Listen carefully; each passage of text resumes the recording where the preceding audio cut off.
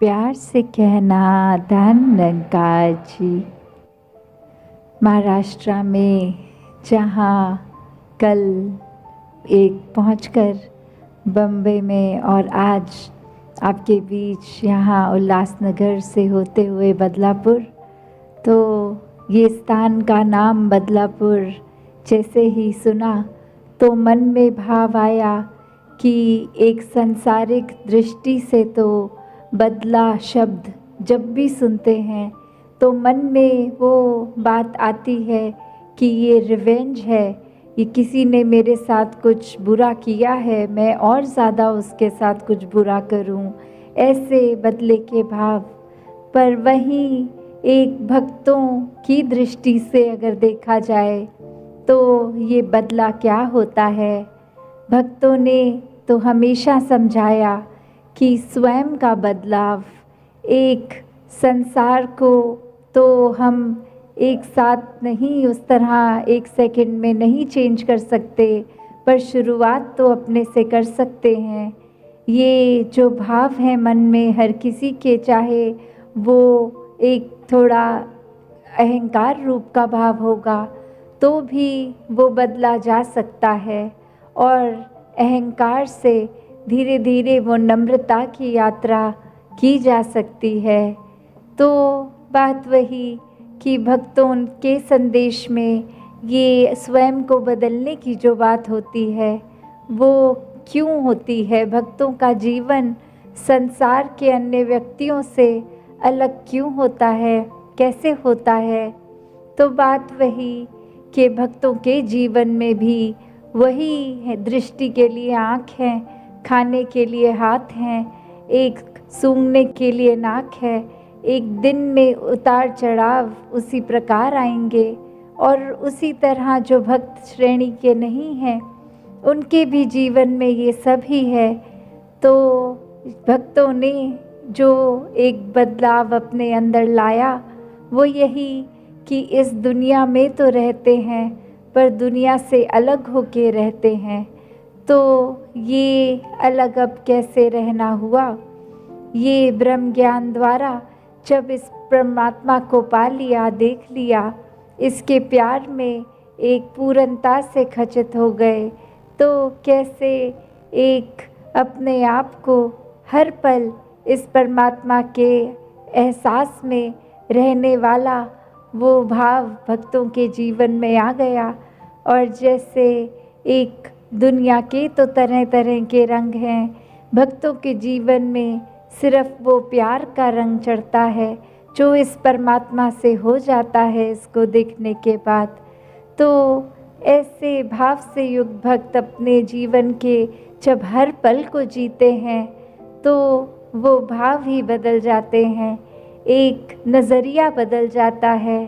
एक वो बात कि अगर हम कुछ भी उदाहरण लें कि कोई भी स्थिति में एक जो रुख करा जा सकता है वो एक अच्छी तरफ भी और बुरी तरफ भी, एक परिस्थिति से हम क्या निकालते हैं वो भी एक अच्छाई निकाली जा सकती है, एक बुराई निकाली जा सकती है। तो भक्तों ने हमेशा वो अच्छाई की ओर ही रुख करना सिखाया है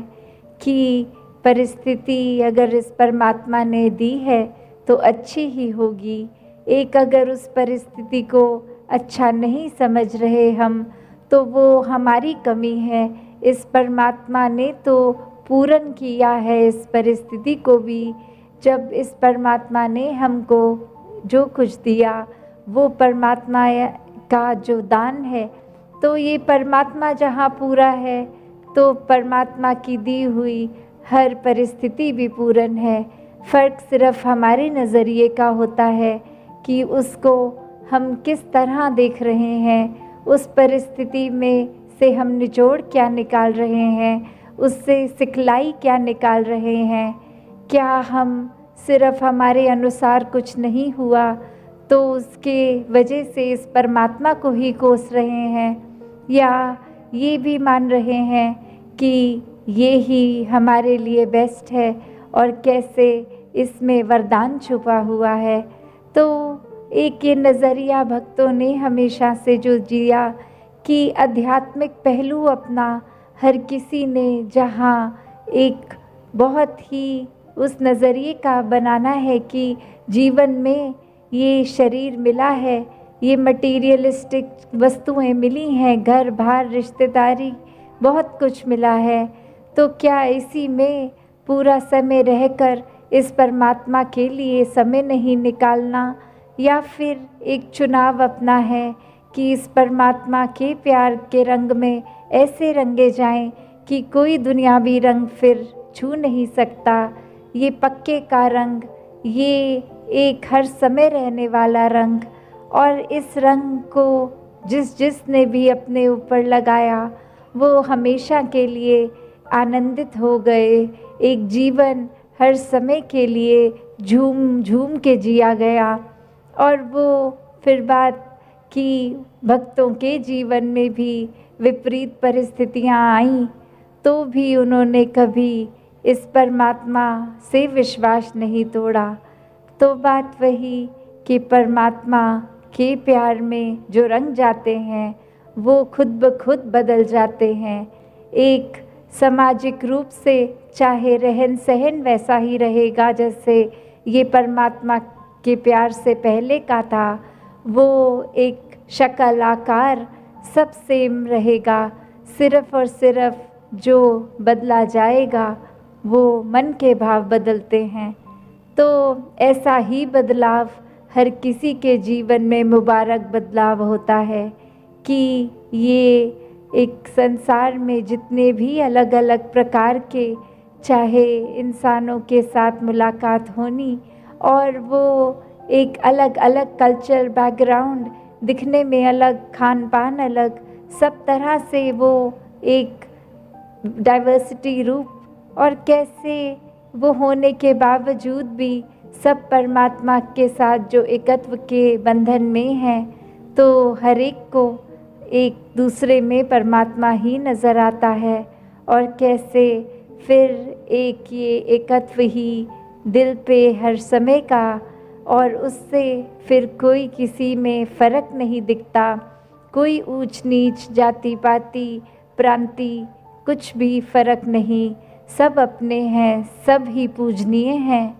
तो कैसे ये परमात्मा का वास तो पूरी सृष्टि के कण कण में है, और वहीं जो हर किसी में भी, और यही परमात्मा